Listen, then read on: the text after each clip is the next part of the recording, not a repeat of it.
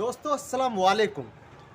दोस्तों आज यूपी में चुनाव है और ये चुनाव धीरे धीरे छठवें चरण और सातवें चरण तक पहुंच चुका है।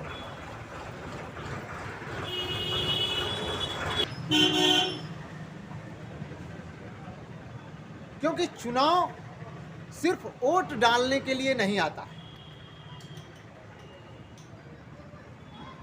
चुनाव सामाजिक बदलाव की प्रक्रिया है। कैसे चुनाव एक समाज को बदलता है और कैसे चुनाव अर्थव्यवस्था पर प्रभाव डालता है, वो हमारी राजनीति को तो जरूर तय करता है, लेकिन उसके इर्द गिर्द एक नई सेप बनाता है। उसको भी हम यहाँ पर समझने की कोशिश करेंगे। लेकिन एक और बात मैं आपसे कहता चलूँ, एक समय था जब एक समाज सत्ता बनाता था, लेकिन आज का ये समय है कि एक सत्ता समाज को बना रहा है। दोस्तों मैं इस बात पे आपसे बातें करता चलूं कि चुनावी प्रक्रिया से मैंने बात करते हुए बहुत से लोगों से बात किया, तो उन्होंने कहा कि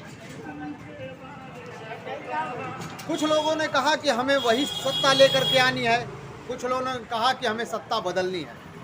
मैंने उनसे सवाल किया कि अगर आप सत्ता लाना चाहते हैं फिर उन्हीं का, तो उनके पिछले कामों को कुछ आप गिनाइए जिससे वो बेहतर हो।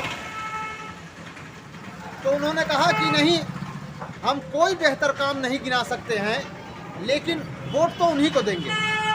जैसे यहीं बगल में हमारे एक चाय की दुकान है, वहाँ पर डिबेट होने लगी और उस डिबेट में लोगों ने पूछा कि यहाँ की विधायक जो संगीता बलवंत हैं, उन्होंने 5 सालों में आपके लिए क्या किया। उन्होंने कहा कि उन्होंने कुछ नहीं किया, लेकिन वोट हम उन्हीं को देंगे। दोस्तों इस बात पर हम आपको वो बातें याद दिलाना चाहता हूँ कि जब महाभारत का सीन वो याद कीजिए, द्रौपदी का चीरहरण हो रहा था और वक्त के कुछ लोग जो महाबली थे, महाबलशाली थे, वो वहीं खड़े होकर के उस चीरहरण को देख रहे थे। उन्हें वो चीज बुराई नहीं दिखाई दे रही थी जो वहां पर चीरहरण हो रहा था। उन्हें बस ये दिखाई दे रहा था कि सत्ता के साथ हम बंधे हुए हैं और सत्ता चाहे अच्छा करे चाहे बुरा करे, हम सत्ता के साथ रहेंगे।